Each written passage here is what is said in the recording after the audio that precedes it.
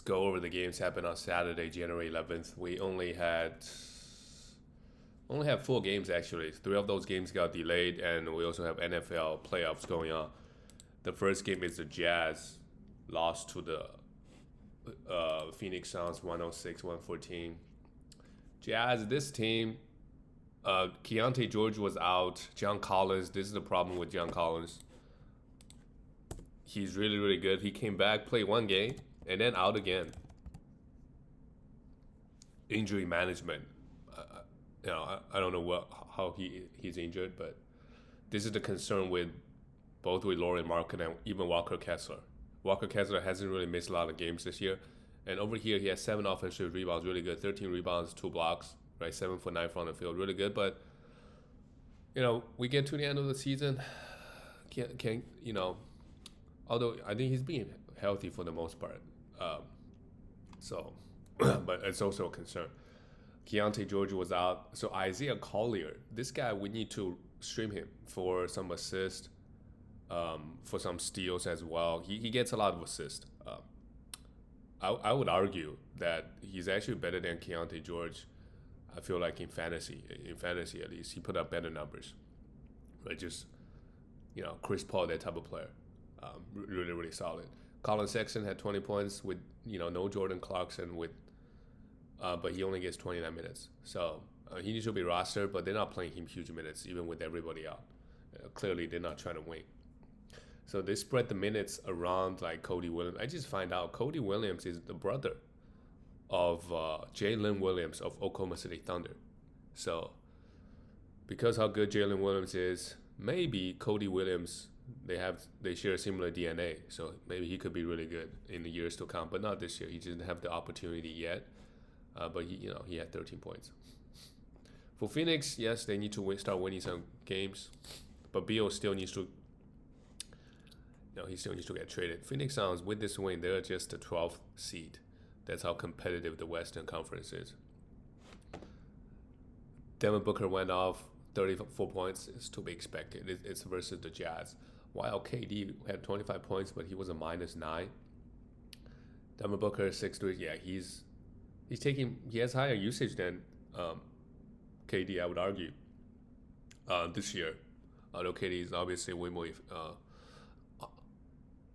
don't know how much more, KD is a little bit more efficient, but Booker is also very, very efficient. Booker is having an off year.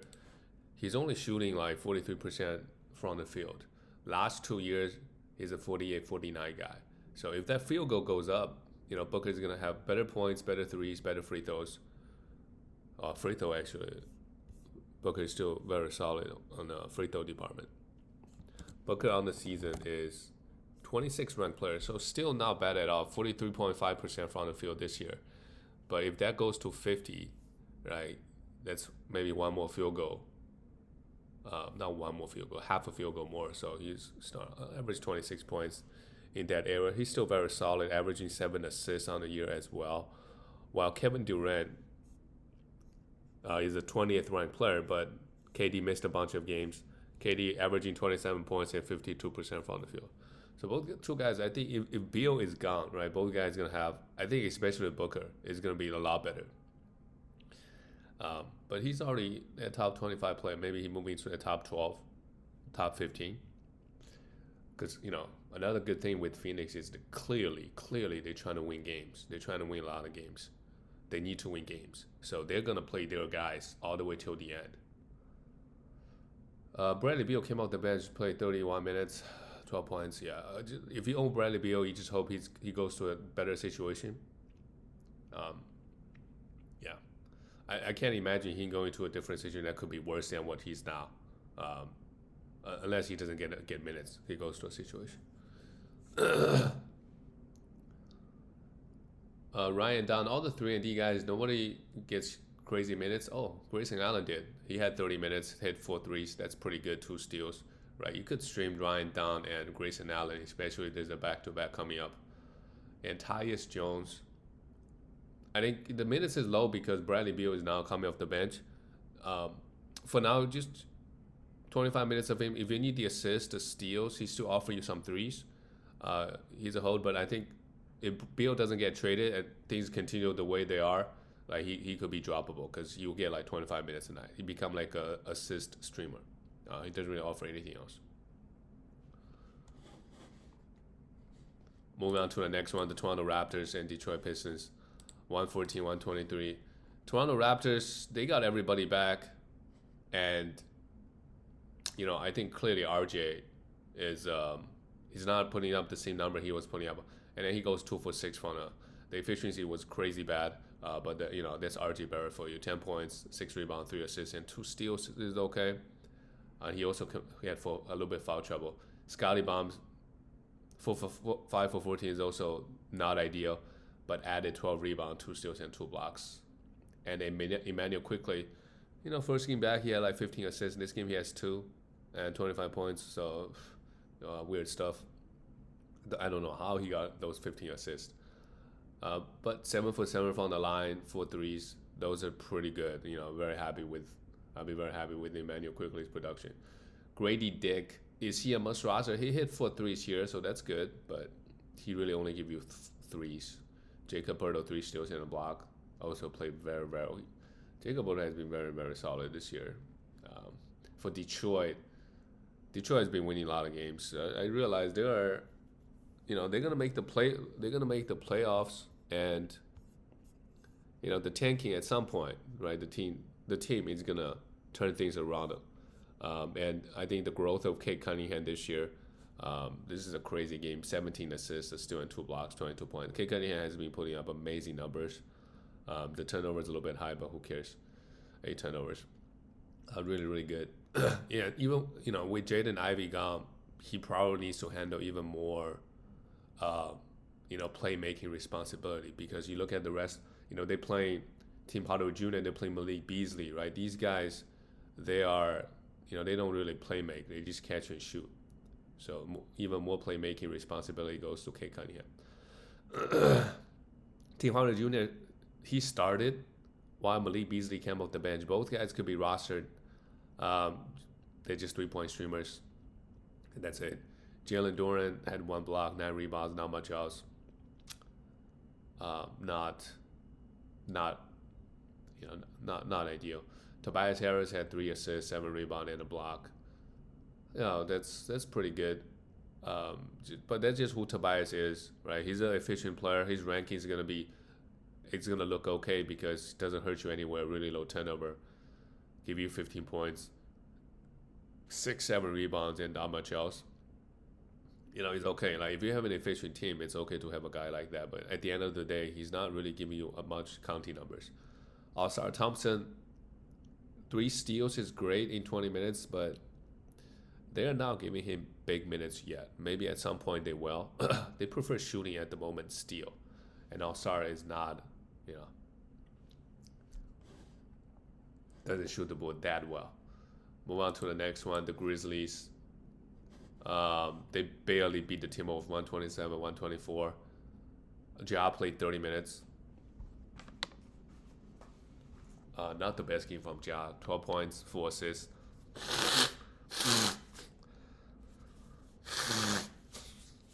12 points, 4 assists.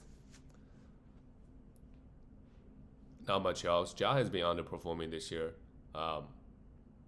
due to different reasons. He was hurt. He wasn't getting minutes. Even when he's playing a lot of games, Grizzlies were blowing teams out. Very disappointing. Meanwhile, Jaren Jackson Jr. just take his game to a different level. And just imagine he continues to block 2.5 shots, which I don't think it's actually going to happen moving forward. Because, it seems like he's just way more focused on offensive end, and that he really needs to stay out of foul trouble. So he's not going to be as aggressive going for blocks, right? He's not going to go block. I think 2 years ago he blocked like 2.7 shots or something. But he's going to score a lot of points efficiently. 33 points here, 13 for 12. 8 rebounds, a steal, right? 2 threes. All those are just amazing numbers. He is averaging, how many points is he averaging? It's got to be a career best. Jaren Jackson Jr. is the 17th ranked player this year so far. He's averaging 23 points, yeah. Is that even more than Ja Morant? Is he leading his team? Yeah.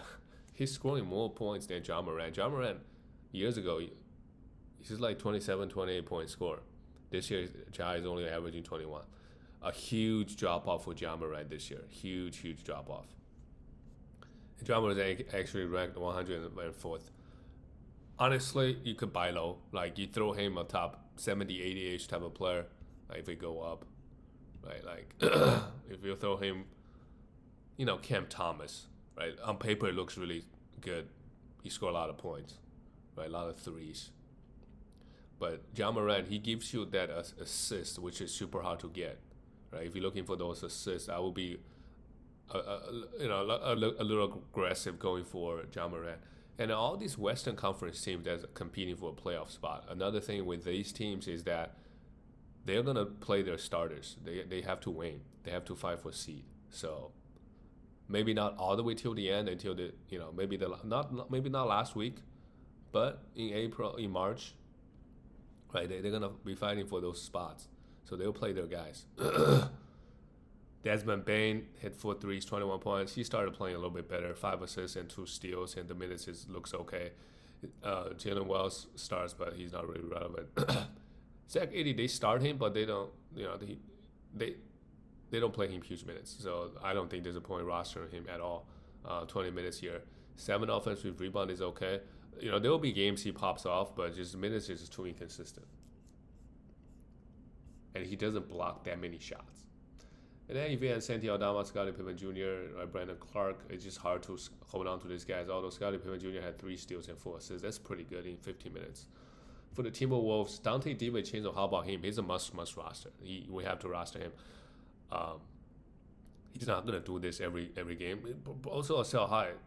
To be honest, there's no way he's playing 36 minutes every game, right? I think it's still Mike Conley only played 15 minutes.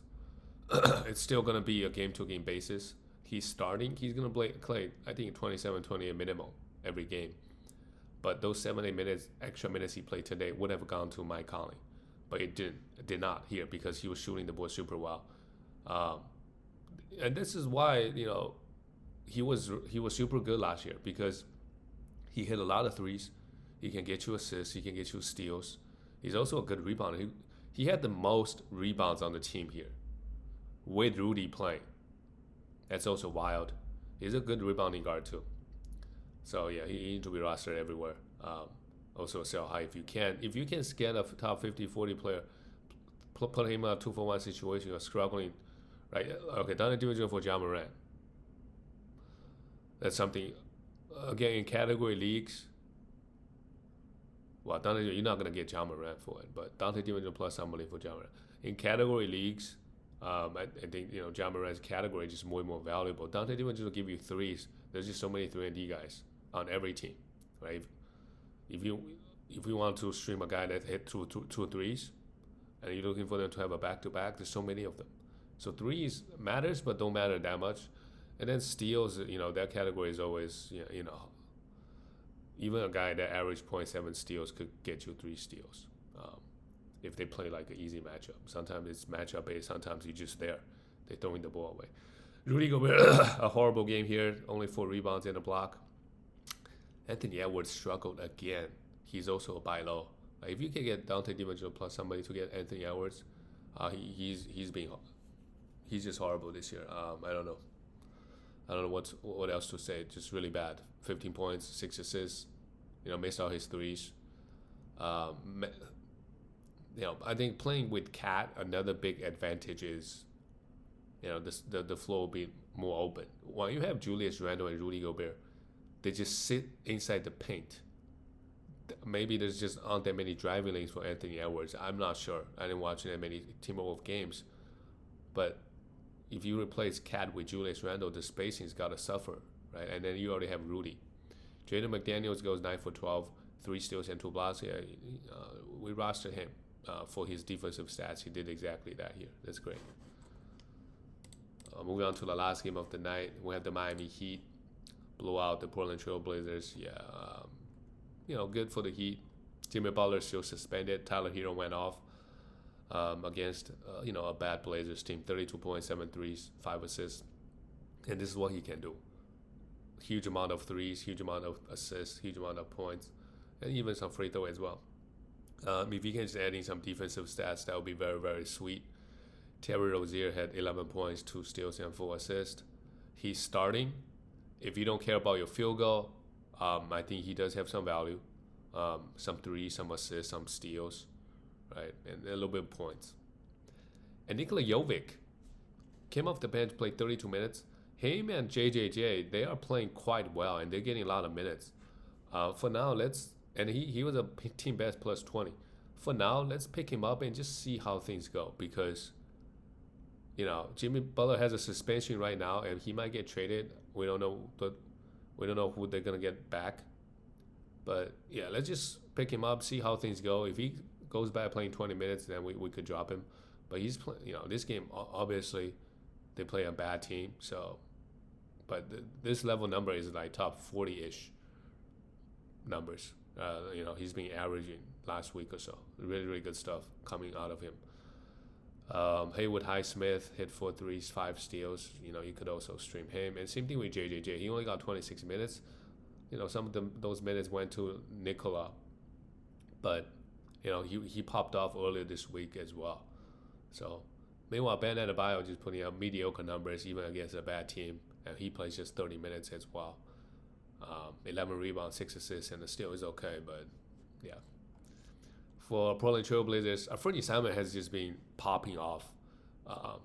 I'm just curious. In the last month, let's say last 3 weeks, that's where he really started popping off. Simons is, well, his ranking is not that high. I thought he'll be like a top 40 something. 61st ranked player. The reason is he gets absolutely zero defensive stats. Last 3 weeks he averaged 0.6 steals. But he's averaging 22 points, 4 threes, and 5.4 assists. Still not amazing, but a lot better than what he was doing earlier this year. Right? This game here, he hit 7 threes, 28 points. Right? He's not really giving you. He mainly just a points 3 guy, and then a little bit of assist. He's not really giving you a lot of steals. But he's been playing a lot better lately. A lot better lately. Shaedon Sharp, 22 points, but 7 for 20 from the field. But they're sticking with him, right? They're sticking with him and Fernie Simon. They're giving these guys huge minutes. Same thing with Toumani Camara, right? He gets a lot of minutes, 3-and-D guy. A reliable. He give you like a decent floor. Every game he'll give you, a steal, maybe a block, maybe around 1-3, and fairly efficient everywhere. Danny Advia is really up and down. Meanwhile, a good game from him. As long as Jeremy Grant is out, he's gonna get a lot of minutes. Another great game. 12 rebounds, 5 assists, 2 steals and block, 15 points, but goes 5 for 14 from the field. Scoot Henderson, he is the one that's super up and down. I think he had a great game the other day. Went 12 for 12 on the free throw line, which is absolutely huge. Here he only gets 21 minutes. He does have some upside. It's just they can't play him and Fernie Simons for too long together. And he was obviously horrible here, was a minus 17. But they're going to play him. If Fernie Simons is ever out, they're going to play him 30-plus minutes. And he could still be bad. But, he does have that upside.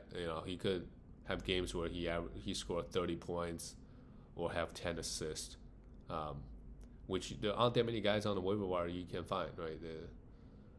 At the moment have this much upside, but it may never come. So if you want to drop him, no problem.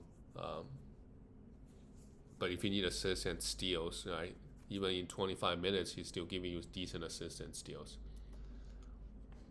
But obviously bad efficiency. And Donovan Killigan, yeah, he got the start. If he keeps starting, if DeAndre Ayton is out, he's a must roster. 10 rebounds, a steal, and 2 blocks. He can block a lot of shots.